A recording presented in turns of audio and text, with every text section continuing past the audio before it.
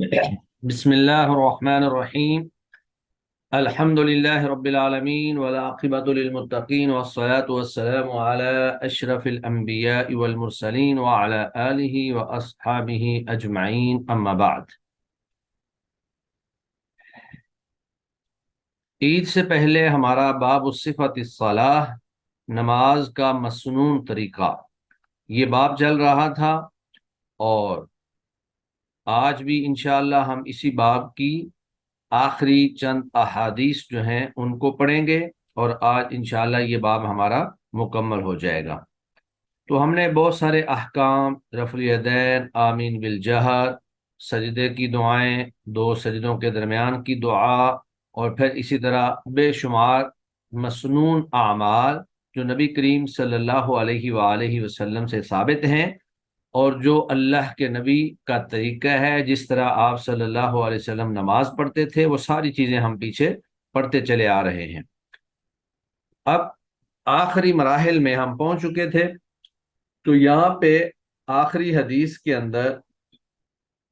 یعنی آخری تو نہیں ہے لیکن آخری مراحل جن احادیث میں بیان کیے گئے ہیں، ان میں سے سب سے پہلی حدیث ہمارے سامنے جو موجود ہے وہ سیدنا وائل بن حجر رضی اللہ تعالی عنہ کی حدیث ہے۔ اس حدیث مبارکہ میں سلام پھیرنے کا طریقہ بیان کیا گیا ہے، اور کلمات بیان کیے گئے ہیں کہ سلام جو ہے وہ کیسے پھیرا جاتا ہے۔ عام طور پر بہت ساری احادیث کے اندر، بلکہ زیادہ تر احادیث کے اندر، سلام پھیرنے کا طریقہ یہی ہے کہ آپ السلام علیکم ورحمۃ اللہ، السلام علیکم ورحمۃ اللہ، دائیں بائیں دونوں جانب منہ پھیر کر آپ یہ کلمات کہیں تو آپ کا سلام ہوگا۔ جبکہ اس روایت کے اندر السلام علیکم ورحمۃ اللہ کے ساتھ وبرکاتہ کے بھی الفاظ موجود ہیں، اور یہ حدیث بھی صحیح ہے۔ تو دونوں طرح ہی، یعنی السلام علیکم ورحمۃ اللہ اور السلام علیکم ورحمۃ اللہ وبرکاتہ، دونوں طرح کے الفاظ میں سے آپ جو بھی الفاظ استعمال کر لیں، وبرکاتہ کا اضافہ اگر آپ کر لیں تو بھی درست ہے، اور اگر آپ نہ کریں تو بھی درست ہے، دونوں طرح ہی اللہ کے نبی صلی اللہ علیہ وسلم سے ثابت ہے۔ تو سیدنا وائل بن حجر رضی اللہ تعالی عنہ سے روایت ہے، انہوں نے کہا صلیت مع النبی صلی اللہ علیہ وآلہ وسلم، میں نے نبی کریم صلی اللہ علیہ وآلہ وسلم کے ساتھ نماز پڑھی۔ فَكَانَ يُسَلِّمُ عَنْ يَمِينِهِ، تو آپ سلام پھیرتے تھے اپنی دائیں جانب ان الفاظ کے ساتھ السلام علیکم ورحمۃ اللہ وبرکاتہ، وَعَنْ شِمَالِهِ، اور اپنی بائیں جانب بھی انہی الفاظ کے ساتھ السلام علیکم ورحمۃ اللہ وبرکاتہ۔ تو اس روایت سے ہمیں یہ بات معلوم ہوتی ہے کہ سلام کے الفاظ میں وبرکاتہ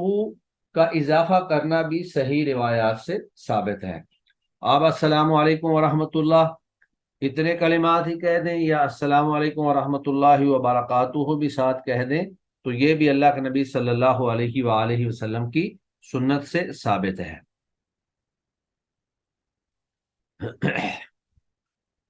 اب ایک حدیث ہم نے پیچھے پڑھی تھی کہ تحریمها التکبیر و تحلیلها التسلیم، کہ نماز کی تحریم، یعنی نماز کے اندر دیگر اعمال کی حرمت جو ہے وہ اللہ اکبر سے شروع ہوتی ہے، اور وہ تحریمها و تحلیلها التسلیم، اور السلام علیکم سے وہ سارے معاملات دوبارہ سے جائز ہو جاتے ہیں، حلال ہو جاتے ہیں، جو نماز کی وجہ سے نماز کے اندر کرنا درست نہیں تھے۔ تو صحیح حدیث اور یہ حدیث، ان دونوں احادیث سے یہ بات معلوم ہوتی ہے کہ نماز سے فراغت صرف السلام علیکم ورحمۃ اللہ وبرکاتہ کے الفاظ کہنے سے ہی ہوتی ہے، اور جمہور فقہا اور اہل علم کا یہی موقف ہے۔ جبکہ احناف کے ہاں اگر آپ نماز کے آخر میں نماز کے مخالف کوئی بھی کام کر دیتے ہیں تو اس سے نماز ختم ہو جائے گی، یعنی آپ اس سے بھی نماز سے فارغ ہو جائیں گے۔ مثلا کوئی آدمی جو ہے وہ بات کر لیتا ہے، تشہد وغیرہ کی ساری دعائیں کرنے کے بعد کوئی آدمی بات کر لیتا ہے یا کوئی شخص جو ہے اس کی ہوا خارج ہو جاتی ہے تو وہ نماز سے فارغ ہو جائے گا۔ لیکن یہ صریح احادیث اور نبی کریم صلی اللہ علیہ وسلم کا طریقہ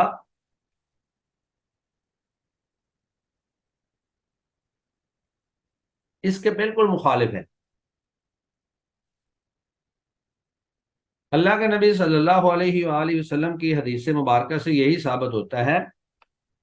کہ وَتَحْلِيلُهَا التسلیم، سلام پھیرنے سے ہی آپ نماز سے فارغ ہوں گے۔ اگر کوئی شخص کلام کر لیتا ہے یا کوئی شخص جو ہے وہ اپنی ہوا خارج کر دیتا ہے تو وہ نماز سے فارغ نہیں ہوگا، بلکہ اس کی نماز ٹوٹ جائے گی، اس کو دوبارہ سے نماز پڑھنی پڑے گی۔ تو احناف کا یہ موقف جو ہے یہ ان صریح اور صحیح احادیث کے بالکل مخالف ہے۔ تو اس حدیث کو رواہ ابو داود باسناد صحیح، اس حدیث کو امام ابو داود نے صحیح سند کے ساتھ نقل کیا ہے، تو یہ صحیح حدیث ہے بالکل۔ اب سلام پھیرنے کے بعد جو اذکار ہیں یا جو دعائیں ہیں ان میں سے چند ایک دعاؤں کے بارے میں یہاں پہ کچھ احادیث حافظ ابن حجر رحمہ اللہ نے اکٹھی کر دی ہیں۔ بہت ساری یہاں پر بیان نہیں بھی کی گئی، لیکن کچھ جو ہیں وہ یہاں پر بیان کی گئی ہیں۔ جو انہوں نے یہاں پر بیان کی ہیں وہ ہم پڑھتے ہیں۔ وعن المغیرۃ بن شعبہ رضی اللہ عنہ، سیدنا مغیرہ بن شعبہ رضی اللہ تعالی عنہ سے روایت ہے، ان نبی صلی اللہ علیہ وسلم، بے شک نبی کریم صلی اللہ علیہ وآلہ وسلم، کانا یقول، کہا کرتے تھے، فی دبر کل صلاۃ، اپنی ہر نماز کے بعد، مکتوبۃ، فرض اپنی ہر فرض نماز کے بعد، یعنی ہر فرض نماز کے بعد یہ کلمات کہا کرتے تھے، یہ دعا پڑھا کرتے تھے۔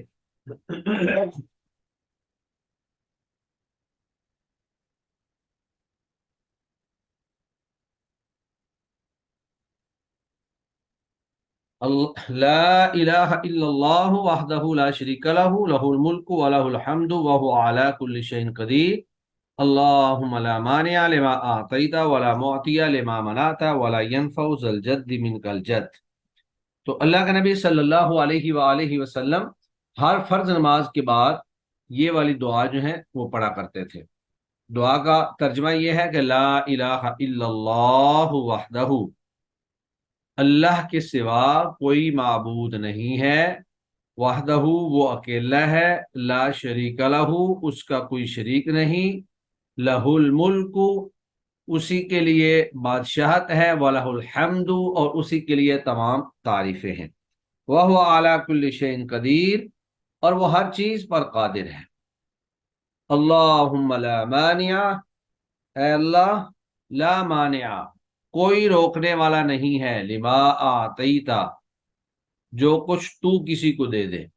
ولا معطیہ اور نہیں کوئی دینے والا، لما مناتا جو کچھ تو روک دے، ولا ينفع ذا الجد منک الجد اور نہیں نفع دے گی دولت مند کو تجھ سے اس کی دولت۔ تو یہ دعا جو ہے یہ اللہ کے نبی صلی اللہ علیہ وآلہ وسلم ہر فرض نماز کے بعد پڑھا کرتے تھے۔ اس کے بعد پھر آگے مزید دعائیں جو ہیں ان کا تذکرہ یہاں پر موجود ہے۔ اس سے اگلی روایت جو ہے وہ سیدنا سعد بن ابی وقاص، سعد بن ابی وقاص رضی اللہ تعالی عنہ سے مروی ہے، ان رسول اللہ صلی اللہ علیہ وآلہ وسلم کہ بے شک رسول اللہ صلی اللہ علیہ وآلہ وسلم کانا یتعوذ پناہ مانگا کرتے تھے، بہن ان کلمات کے ساتھ، دبر کل صلاۃ ہر نماز کے بعد۔ اس سے پہلے ہم ایک روایت پڑھ کے آئے ہیں جس کے اندر یہ دعا تشہد میں بیان کی گئی ہے کہ اللہ کے نبی تشہد میں ان چیزوں کے بارے میں پناہ مانگا کرتے تھے۔ اس میں اگرچہ کلمات کچھ مختلف ہیں لیکن بعض چیزیں یہاں پر موجود ہیں اور بعض وہاں پر موجود ہیں۔ تو بہرحال یہ کلمات جو ہیں نماز کے بعد سلام پھیر کر یہ کلمات اللہ کے نبی پڑھا کرتے تھے۔ اللہم انی اعوذ بکا، اے اللہ میں تیری پناہ میں آتا ہوں، من البخل کنجوسی سے، واعوذ بکا اور میں تیری پناہ میں آتا ہوں من الجبنی، بزدلی سے، وَأَعُوذُ بِكَ، اور میں تیری پناہ میں آتا ہوں من، اس بات سے، ان اوردہ، کہ میں لوٹا دیا جاؤں، الی ارذل العمر، ذلیل عمر کی طرف، رذیل عمر کی طرف۔ کیونکہ بسا اوقات ایسا ہوتا ہے کہ آدمی اتنا زیادہ بوڑھا ہو جاتا ہے کہ وہ بالکل بچوں کی طرح ہو جاتا ہے، نہ وہ چل پھر سکتا ہے، نہ وہ کھا پی سکتا ہے اپنے آپ، بلکہ بسا اوقات پیشاب پخانہ بھی اس کا کپڑوں میں ہی نکل جاتا ہے۔ تو وہ انسان اپنے اوپر بھی بوجھ ہوتا ہے اور اپنے ورثاء کے لیے بھی بوجھ ہوتا ہے۔ تو یہ ایک انتہائی ذلت والی زندگی ہوتی ہے کہ انسان نے اپنی زندگی کے اندر سب کچھ طاقت اور ہر چیز قوت اپنے ہاتھ میں رکھی ہو، اور بعد میں پھر وہ دوسروں کا محتاج ہو جائے، ایک ایک چیز میں دوسروں کا محتاج ہو جائے۔ تو اللہ کا نبی اس بات سے اللہ کی پناہ مانگا کرتے تھے کہ یا اللہ مجھے رذیل عمر کی طرف لوٹانے سے بچا لے۔ وَأَعُوذُ بِكَ، اور میں تیری پناہ میں آتا ہوں من فتنۃ الدنیا، دنیا کے فتنے سے، وَأَعُوذُ بِكَ من عذاب القبر، اور میں تیری پناہ میں آتا ہوں عذاب قبر سے۔ تو اس حدیث سے یہ بات معلوم ہوئی کہ رسول اللہ صلی اللہ علیہ وسلم نماز کے بعد جو اذکار کیا کرتے تھے ان میں سے ایک دعا یہ بھی تھی، اور اس میں قبر کے عذاب سے بھی اللہ کی پناہ مانگی ہے۔ تو اس حدیث سے اور اس دعا سے ہی ثابت ہوتا ہے کہ قبر کا عذاب برحق ہے۔ بہت سارے لوگ جو ہیں وہ عذاب قبر کا انکار کرتے ہیں، لیکن نبی کریم صلی اللہ علیہ وآلہ وسلم کی صحیح احادیث مبارکہ کے اندر عذاب قبر کا تذکرہ موجود ہے۔ رواہ البخاری، اس حدیث کو امام بخاری نے روایت کیا ہے۔ تو یہ بخاری کی روایت ہے اور صحیح روایت ہے، اور اس میں عذاب قبر کا تذکرہ موجود ہے۔ تو اس لیے ہمیں عذاب قبر کا انکار نہیں کرنا چاہیے، اور جو لوگ انکار کرتے ہیں یہ حدیث ان کے رد میں کافی و شافی ہے۔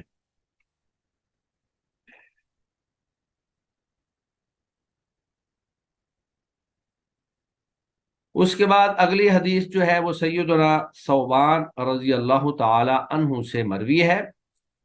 وعن ثوبان، سیدنا ثوبان سے مروی ہے، قال، انہوں نے کہا، کان رسول اللہ صلی اللہ علیہ وسلم، تھے رسول اللہ صلی اللہ علیہ وآلہ وسلم، اذن صرفا، جب آپ فارغ ہوتے پھرتے، من صلاۃ ہی، اپنی نماز سے، یعنی جب آپ اپنی نماز سے فارغ ہو کر پھرتے تو یہ کلمات کہتے، استغفر اللہ استغفر اللہ استغفر اللہ، ثلاثاً، 3 مرتبہ یہ کلمات کہتے تھے، اور اس کے بعد پھر یہ کہتے، وقال، اور پھر فرماتے، اللہم انت السلام، اے اللہ تو ہی سلامتی والا ہے، ومنک السلام، اور تیری طرف سے ہی سلامتی ملتی ہے، تبارکتا، تو بابرکت ہے، یا ذا الجلال والاکرام، اے عظمت والے اور اے اکرام اور عزت والے۔ تو رواہ مسلم، یہ حدیث جو ہے یہ امام مسلم نے روایت کی ہے۔ تو یہ حدیث بھی صحیح ہے، اور اس میں بھی ایک دعا کا تذکرہ ہے جو نبی کریم صلی اللہ علیہ وآلہ وسلم اپنی ہر نماز کے بعد ادا کیا کرتے تھے۔ اس دعا کے اندر بعض لوگوں نے کچھ اضافہ کیا ہوا ہے جو کہ کسی بھی صحیح روایت سے ثابت نہیں ہے، جیسے اللہم انت السلام ومنک السلام، پھر اس کو کہتے ہیں وَيَرْجِعُ إِلَيْكَ السَّلَامُ، اس طرح کے الفاظ اپنی طرف سے انہوں نے من گھڑت جو ہیں وہ اس حدیث کے اندر ڈال لیے ہیں، لیکن صحیح بات یہ ہے کہ اللہم انت السلام ومنک السلام وَإِلَيْكَ يَرْجِعُ السَّلَامُ حِينَمَا رَبَّنَا بِالسَّلَامِ، تو یہ اس طرح کے الفاظ انہوں نے اپنی طرف سے اس دعا کے اندر ڈالے ہوئے ہیں، لیکن یہ کسی بھی صحیح حدیث سے ثابت نہیں ہے۔ دعا پوری یہی ہے، اللہم انت السلام ومنک السلام تبارکت یا ذا الجلال والاکرام۔ رواہ مسلم، اس حدیث کو امام مسلم نے روایت کی ہے۔ اس کے بعد پھر آگے سیدنا ابو ہریرہ رضی اللہ تعالی عنہ کی حدیث مبارکہ ہے۔ وعن ابی ہریرہ رضی اللہ عنہ، سیدنا ابو ہریرہ رضی اللہ تعالی عنہ سے روایت ہے، عن رسول اللہ صلی اللہ علیہ وسلم، وہ رسول اللہ صلی اللہ علیہ وآلہ وسلم سے روایت کرتے ہیں۔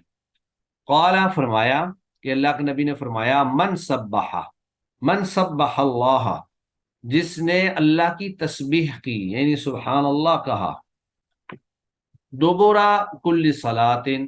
ہر نماز کے بعد، ثلاثا و ثلاثین، 33 مرتبہ، 33 مرتبہ، وحمد اللہ، اور اللہ کی تحمید بیان کی یعنی الحمدللہ کہا، ثلاثا و ثلاثین، 33 مرتبہ، وکبر اللہ، اور اللہ اکبر کہا یعنی اللہ کی بڑائی بیان کی، اللہ اکبر کہا، ثلاثا و ثلاثین، 33 مرتبہ۔ فرمایا فتل کا، پس یہ تینوں عدد 33، 33 اور 33، یہ تینوں ملا کر بن جائیں گے 99، 99، یہ 99 بن جائیں گے۔ وقال، اور پھر اس نے یہ کہا، تمام المئہ، 100 کو پورا کرنے کے لیے، 100 کو پورا کرنے کے لیے ایک دفعہ یہ کلمات کہے، لا الہ الا اللہ وحدہ لا شریک لہ لہ الملک ولہ الحمد وہو علی کل شیء قدیر۔ یہ وہی کلمات ہیں جو پیچھے ہم دعا میں اللہم لا مانع لما اعطیت اس کے شروع میں جو ہم نے پڑھے ہیں، کہ لا الہ الا اللہ، اللہ کے سوا کوئی معبود برحق نہیں ہے، وحدہ لا شریک لہ، وہی اکیلا ہے، اس کا کوئی شریک نہیں ہے، لہ الملک، اسی کے لیے ساری بادشاہت ہے، وَلَهُ الْحَمْدُ، اور اسی کے لیے تمام تعریفات ہیں، وَهُوَ عَلَى كُلِّ شَيْءٍ قَدِيرٌ، اور وہ ہر چیز پر قادر ہے۔ تو 33 مرتبہ سبحان اللہ، 33 مرتبہ الحمدللہ، اور 33 مرتبہ اللہ اکبر، یہ نماز کے بعد آپ نے کہنا ہے۔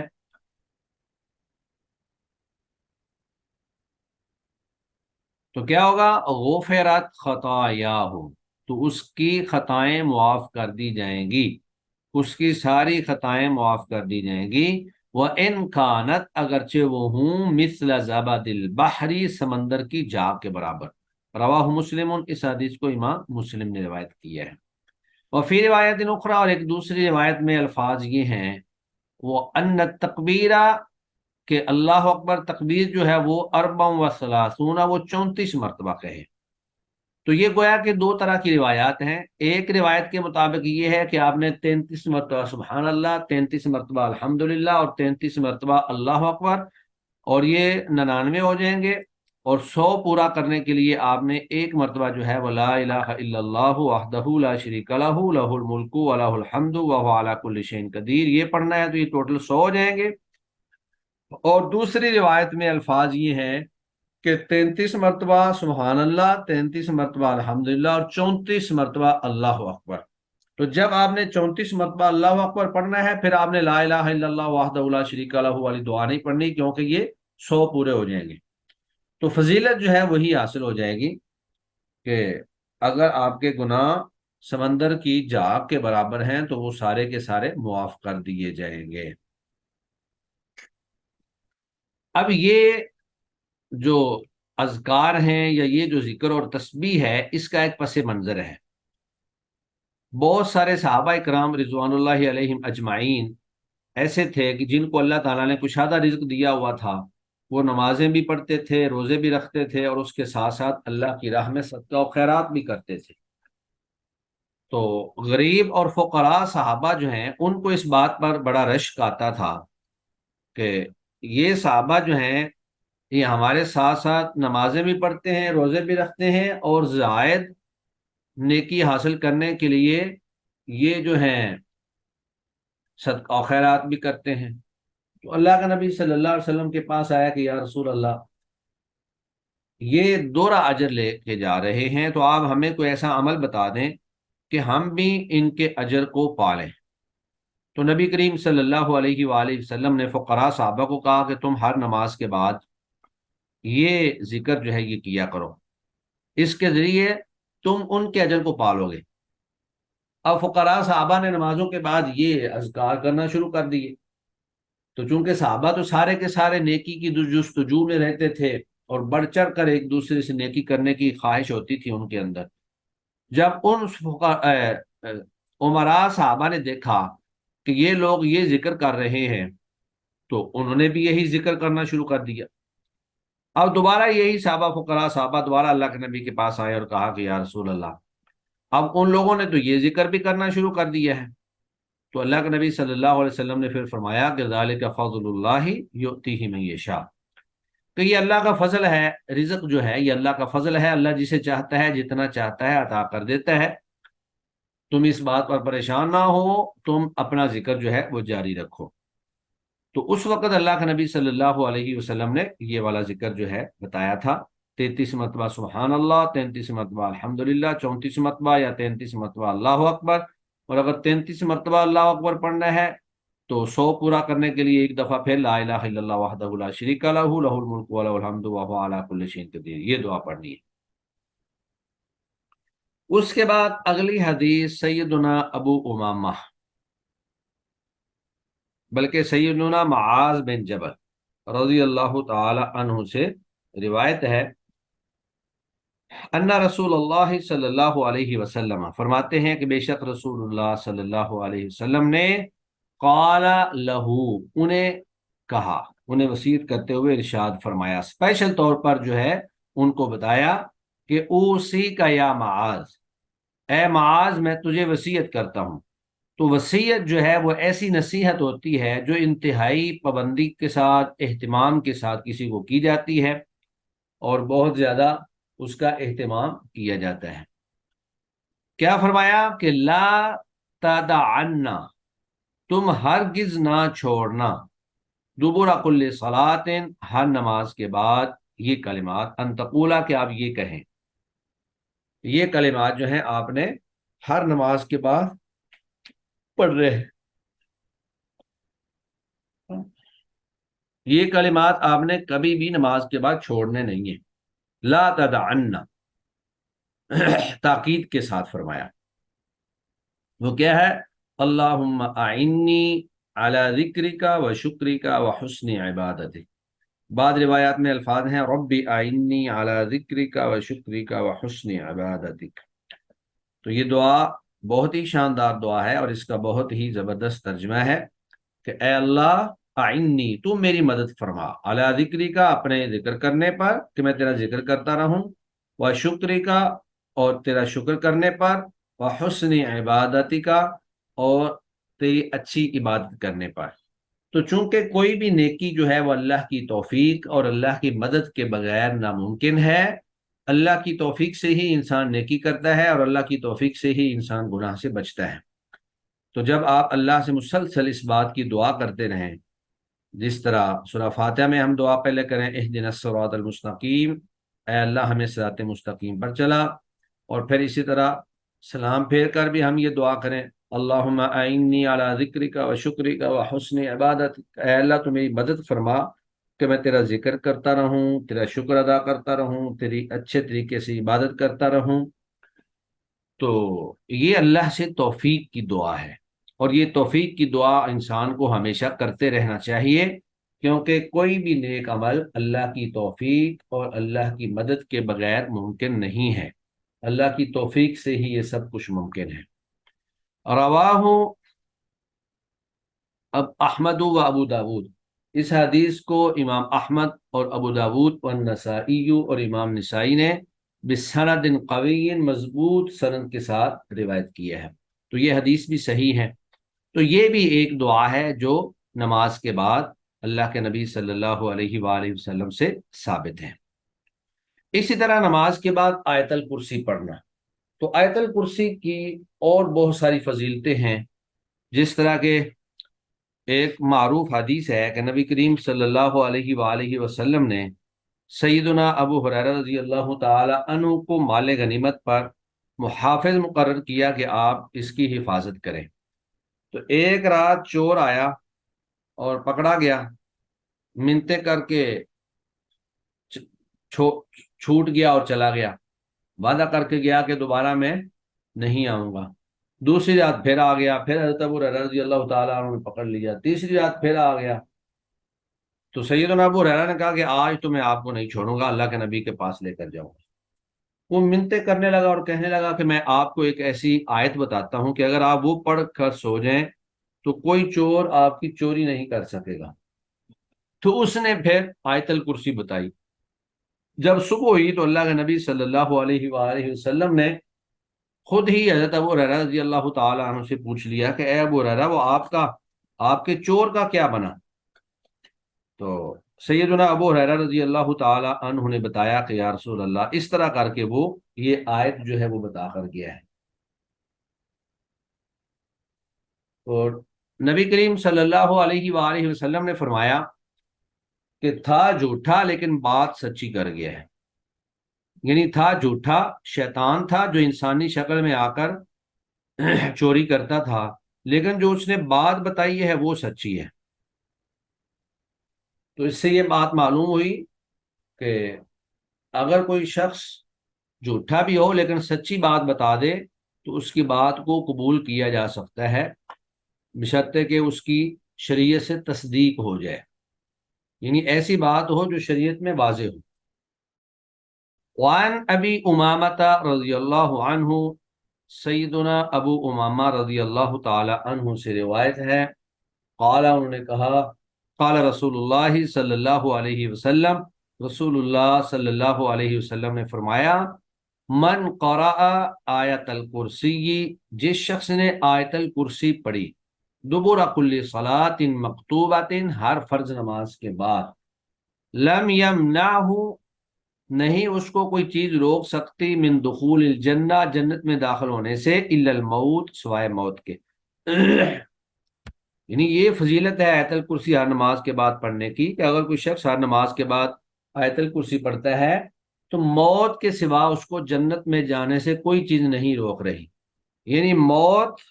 ایک رکاوٹ ہے، وہ جوں ہی اس کو موت آئے گی وہ سیدھا جنت میں چلا جائے گا۔ تو یہ بہت بڑی فضیلت والی بات ہے۔ اس کی وجہ یہ ہے کہ آیت الکرسی کے اندر اللہ کی توحید کا بیان ہے، اللہ کے اختیارات کا بیان ہے، اللہ کی بادشاہت کا بیان ہے، اللہ کی شفاعت کا بیان ہے، بہت سارے توحید کے مسئلے جو ہیں وہ اللہ تعالیٰ نے آیت الکرسی کے اندر بیان فرما دیے ہیں۔ اور یہ بات ذہن میں رہے کہ ہر وہ آیت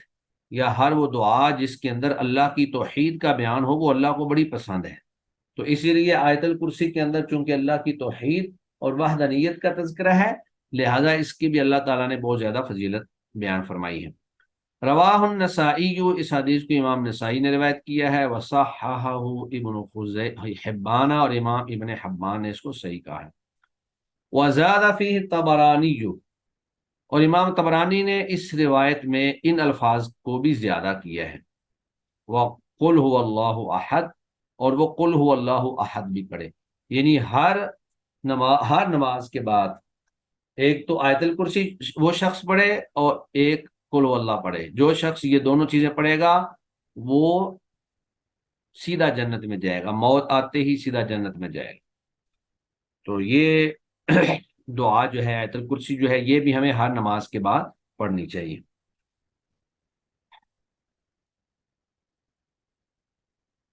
نماز سے متعلق یہ ساری روایات اور ساری احادیث جن میں نبی کریم صلی اللہ علیہ وآلہ وسلم کی مسنون نماز کا تذکرہ ہے، چونکہ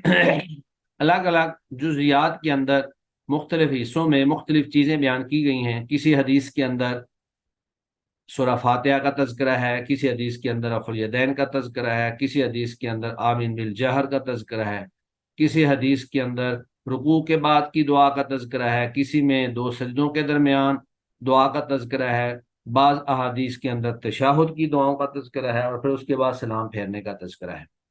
تو یہ ساری کی ساری احادیث بیان کرنے کے بعد ایک اجمالی حدیث، اجمالی کا مطلب یہ ہے کہ مطلق حدیث حافظ ابن حجر لائے ہیں، جس میں باقاعدہ اس بات کا حکم ہے کہ تم نماز ویسے پڑھو جیسا مجھے نماز پڑھتے ہوئے دیکھتے ہو۔ تو یہ حدیث آخر میں لانے کا مقصد یہ تھا کہ جس طرح حدیثوں کے اندر اللہ کے نبی کی نماز کا طریقہ بیان کیا گیا ہے اور آپ لوگوں نے پڑھ لیا ہے یا سن لیا ہے، آپ نے بھی اپنی نماز اسی طریقے کے مطابق اور اسی سنت کے مطابق پڑھنی ہے جو طریقہ اور جو سنت آپ صلی اللہ علیہ وآلہ وسلم سے صحابہ کرام نے منتقل کی ہے اور روایت کیا ہے، اور ہم تک وہ صحیح سند کے ساتھ پہنچ چکی ہے۔ تو یہ حدیث جو ہے مالک بن حویرث رضی اللہ تعالی عنہ سے مروی ہے۔ تو مالک بن حویرث جو ہیں یہ اپنی قوم کے 20 افراد کے وفد کے ساتھ نبی کریم صلی اللہ علیہ وسلم کی خدمت میں حاضر ہوئے اور 20 دن جو ہے مدینہ منورہ میں رہے۔ انہی دونوں غزوہ تبوک پر جانے کی تیاریاں ہو رہی تھیں۔ نبی کریم صلی اللہ علیہ وآلہ وسلم بہت ہی رحیم اور شفیق تھے۔ آپ نے دیکھا کہ وفد کے نوجوان سارے نوجوان ہی ہیں، اور وہ 20 دن یہاں رہنے کے بعد اپنے گھروں سے اداس ہو رہے ہیں اور انہیں اپنے گھروں کو جانے کا شوق ہو رہا ہے۔ تو آپ صلی اللہ علیہ وآلہ وسلم نے انہیں بلایا اور انہیں چند ایک وصیتیں فرمائیں اور رخصت کر دیا کہ آپ اپنے گھروں کو چلے جاؤ۔ اور ان میں سے ایک وصیت یہ بھی تھی، اور وہ یہ تھی، وعن مالک بن الحویرث، مالک بن حویرث رضی اللہ تعالیٰ عنہ سے روایت ہے، انہوں نے کہا رسول اللہ صلی اللہ علیہ وسلم نے فرمایا، چونکہ نماز سے متعلقہ ہی ٹکڑا جو ہے وہ حدیث کا یہاں بیان کرنا مقصد تھا، باقی مقصد نہیں تھا، تو اس لیے نماز سے متعلق کہ اللہ کے نبی نے فرمایا کہ صلو، تم ایسے نماز پڑھو کما، جیسا کہ رائی تمونی مسلی، تم نے مجھے نماز پڑھتے ہوئے دیکھا ہے۔ کیونکہ 20 دن وہ مسجد میں ٹھہرے رہے، اللہ کے نبی صلی اللہ علیہ وسلم کے ساتھ نمازیں پڑھتے رہے، آپ کی اور صحابہ کی نمازوں کو دیکھتے رہے، تو اللہ کے نبی نے فرمایا کہ جیسے مجھے نماز پڑھتے ہوئے تم نے دیکھا ہے اسی طرح تم نے نمازیں پڑھنی ہیں۔ تو یہ حدیث جو ہے یہ ہم سب کے لیے ہے، پوری امت کے لیے ہے، کہ نماز اس انداز میں پڑھنی ہے، اس طریقے کے مطابق پڑھنی ہے، سنت مبارکہ کے مطابق پڑھنی ہے جو آپ صلی اللہ علیہ وآلہ وسلم نے پڑھ کر صحابہ کو دکھایا۔ رواہ البخاری، اس حدیث کو امام بخاری نے روایت کیا ہے، یہ بالکل صحیح روایت ہے۔ اب سوال یہ پیدا ہوتا ہے کہ اللہ کے نبی صلی اللہ علیہ وسلم نے نماز کے ارکان، شرائط، واجبات، ساری چیزیں بڑی تفصیل کے ساتھ بیان کر دیں کہ کھڑے ہو کر نماز پڑھنی ہے یا اس طرح رکوع کرنا ہے، اس طرح سجدہ کرنا ہے، لیکن ایک شخص جو بیمار ہے وہ ان ارکان کو اس انداز میں ادا نہیں کر پاتا جس طرح نبی کریم صلی اللہ علیہ وسلم نے بیان کیا ہوا ہے، تو پھر اس کا کیا طریقہ ہے؟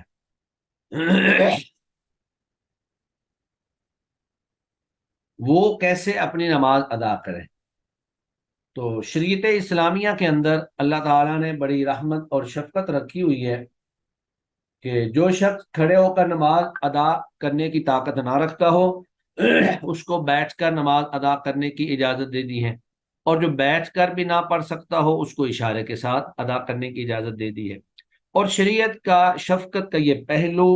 تمام احکام کے اندر ہی موجود ہے۔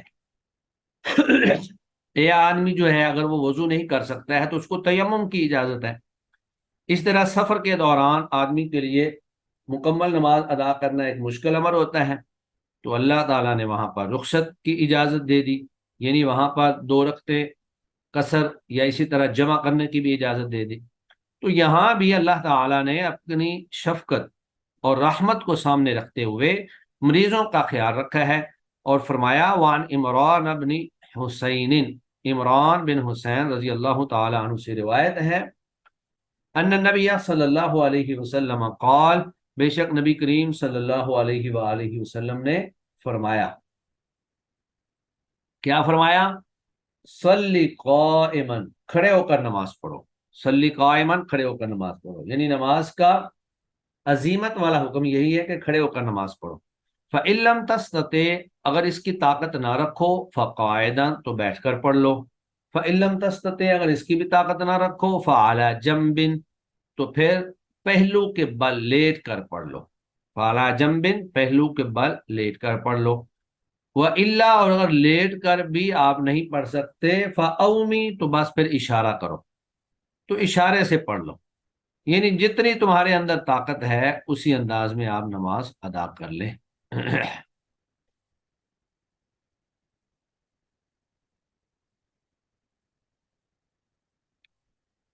اس کے بعد اس باب کی آخری حدیث، جس میں پہلی حدیث کی تائید ہی بیان کی گئی ہے، اور اللہ کی طرف سے جو شفقت ہے، جو رحمت ہے کہ اگر آپ کھڑے ہو کر نماز نہیں پڑھ سکتے تو بیٹھ کر پڑھ لیں، اگر بیٹھ کر نہیں پڑھ سکتے تو لیٹ کر پڑھ لیں، اسی کا ہی تذکرہ ہے۔ وعن جابر رضی اللہ عنہ، سیدنا جابر رضی اللہ تعالی عنہ سے روایت ہے، قال، انہوں نے کہا، عاد النبی صلی اللہ علیہ وسلم، عیادت کی اللہ کے نبی صلی اللہ علیہ وسلم نے، مریضن، ایک مریض کی، ایک بیمار آدمی کی، فرآہ، آپ نے اس کو دیکھا، یصلی، جو نماز پڑھ رہا ہے، علی وسادتن، ایک تکیے پر، فرآ بہا، آپ نے وہ تقیہ سائڈ پر پھینک دیا، وقال، اور فرمایا، صلی علی الارض، زمین پر نماز پڑھو، ان استطاعت، اگر آپ طاقت رکھتے ہیں، وَإِلَّا، اور اگر نہیں طاقت رکھتے تو آپ فَأَوْمِ ایماءً، تو آپ اشارہ کریں، اشارہ کرنا، وَاجْعَلْ سُجُودَكَ، اور کریں اپنے سجدے، اخفضا، زیادہ جھکے ہوئے، من رکوع کا، اپنے رکوع سے۔ رواہ البہقی، اس حدیث کو امام بہقی نے روایت کیا ہے، وصححہ ابو حاتم وقفہ، اور امام ابو حاتم نے اس کو موقوف صحیح قرار دیا ہے، کہ صحیح بات یہ ہے کہ یہ حدیث اللہ کے نبی سے ثابت نہیں ہے، بلکہ یہ حضرت جابر رضی اللہ تعالی عنہ سے موقوف ثابت ہے۔ تو اس حدیث سے یہ بات معلوم ہوتی ہے کہ اگر کوئی شخص زمین پر سجدہ کرنے کی طاقت نہیں رکھتا تو وہ اشارے سے سجدہ کر لے، اس کو تکلف میں پڑھنے کی ضرورت نہیں ہے کہ وہ اپنے سامنے تکیہ رکھ لے یا کوئی ایسی چیز رکھ لے کہ وہ اس میں تکلف میں اور مشقت میں پڑا ہوا ہو اور اس کے اوپر لازمی طور پر سجدہ ہی کرے۔ تو اللہ کے نبی نے یہاں پر اصل میں یہی فرمایا، یہ تکیہ اصل میں سائڈ پہ اس لیے کیا تھا کہ وہ بندہ گویا کہ اپنے آپ کو مشقت میں ڈال کر ذرا اس کو مشکل میں وہ نماز ادا کر رہا تھا۔ تو اللہ کے نبی صلی اللہ علیہ وآلہ وسلم نے فرمایا کہ اگر تو آپ زمین پر سجدہ کرنے کی استطاعت اور طاقت رکھتے ہیں تو پھر آپ کو زمین پر ہی سجدہ کرنا چاہیے، اور اگر آپ زمین پر سجدہ کرنے کی طاقت نہیں رکھتے، زخم لگے ہوئے ہیں یا آپ بیمار ہیں یا ٹانگوں میں کوئی مسئلہ، کوئی کئی مسائل ہو سکتے ہیں، تو پھر آپ کو تکیہ رکھ کر اس طرح مشقت میں پڑنے کی بجائے آپ کو چاہیے کہ آپ صرف اشارے کے سجدہ کر لیں، اور وہی آپ کا سجدہ جو ہے وہ کافی ہوگا۔ لیکن کرنا یہ ہے کہ رکوع اور سجدہ ان دونوں میں اتنا فرق ہو کہ رکوع میں آپ سجدے کی نسبت زیادہ اپنے سر کو جھکائیں، نہیں نہیں ایسے نہیں، سجدے میں رکوع کی نسبت آپ زیادہ اپنے سر کو جھکائیں، یعنی سجدہ میں اپنا سر تھوڑا سا زیادہ جھکا لیں اور رکوع میں اپنا سر جو ہے وہ تھوڑا سا کم جھکا لیں، لیکن آپ نے اس طرح اپنے آپ کو بلا وجہ مشقت میں نہیں ڈالنا ہے۔ تو یہ ہمارا جو باب تھا، باب صفت الصلاۃ، نماز کا مسنون طریقہ، یہ اس کی آخری حدیث ہے، اور اس پورے باب کے اندر ہم نے نبی کریم صلی اللہ علیہ وآلہ وسلم کی نماز کا مسنون طریقہ جو ہے وہ ہم نے پڑھا، اور ان احادیث سے ہمیں یہ بات معلوم ہوتی ہے کہ نماز وہ ہے جو آپ صلی اللہ علیہ وسلم کے طریقے کے مطابق ہو۔ کہ باب صفت الصلاۃ کے اندر ہم نے نبی کریم صلی اللہ علیہ وآلہ وسلم کی نماز کا مسنون طریقہ مکمل طور پر پڑھا ہے، لیکن پھر بھی کئی چیزیں ایسی ہو سکتی ہیں جو یہاں پر بیان نہ کی گئی ہوں، کیونکہ احادیث نماز کے حوالے سے احادیث جو ہیں ان کی تعداد بہت زیادہ ہے۔ یہاں پر ان احادیث کا ایک مختصر یا آپ کہہ لیں کہ جامع معنی مجموعہ جو ہے وہ یہاں پر بیان کر دیا گیا ہے۔ تو اصل نماز وہی ہے، حقیقی نماز وہی ہے جو نبی کریم صلی اللہ علیہ وآلہ وسلم کی سنت مبارکہ کے مطابق پڑھی جائے، اور وہی نماز پورے اجر کی مستحق ہوگی جو ہم اللہ کے نبی کے طریقے کے مطابق پڑھیں گے۔ اگر ہم اپنے مسالک میں پڑھ کر، اپنی فقہوں میں پڑھ کر، اپنے آئمہ کے پیچھے لگ کر نماز اس انداز میں ادا کرتے ہیں جو آپ صلی اللہ علیہ وآلہ وسلم سے ثابت نہیں، تو وہ نماز اللہ کے ہاں قابل قبول نہیں ہے۔ وہ ایسی ہی نماز ہے کہ بعض لوگ ایسے ہیں جس طرح اللہ کے نبی نے فرمایا کہ ان کی نماز کا ان کو چوتھا حصہ ملتا ہے یا تیسرا حصہ ملتا ہے یا آدھا ملتا ہے، یا بعض لوگ ایسے ہوتے ہیں کہ ان کی نماز ان کے منہ پہ مار دی جاتی ہے اور انہیں اللہ کہتے ہیں کہ مجھے تمہاری اس نماز کی کوئی ضرورت نہیں ہے، یہ اپنی نماز لے جاؤ۔ تو ہمیں اپنی نمازیں خراب نہیں کرنی چاہیے فقہا کے پیچھے لگ کر، یا اپنے آئمہ کے پیچھے لگ کر، یا اپنے خاص مسالک کے تعصب میں پڑھ کر۔ ہمیں وہ نماز پڑھنی چاہیے جو پیارے نبی صلی اللہ علیہ وآلہ وسلم کی سنت سے ثابت ہے، اور آپ کا حکم بھی یہی ہے، صلو کما رأیتمونی اصلی، کہ نماز اس طرح پڑھو جس طرح تم مجھے نماز پڑھتے ہوئے دیکھتے ہو۔ تو اللہ رب العزت سے ہماری دعا ہے کہ اللہ تعالی ہمیں سنت کے مطابق، رسول اللہ کے طریقے کے مطابق نماز پڑھنے کی توفیق عطا فرمائے، اور ہمیں بدعات اور خرافات سے اللہ محفوظ فرمائے۔ تو آج کا ہمارا لیکچر اتنا ہی ہے۔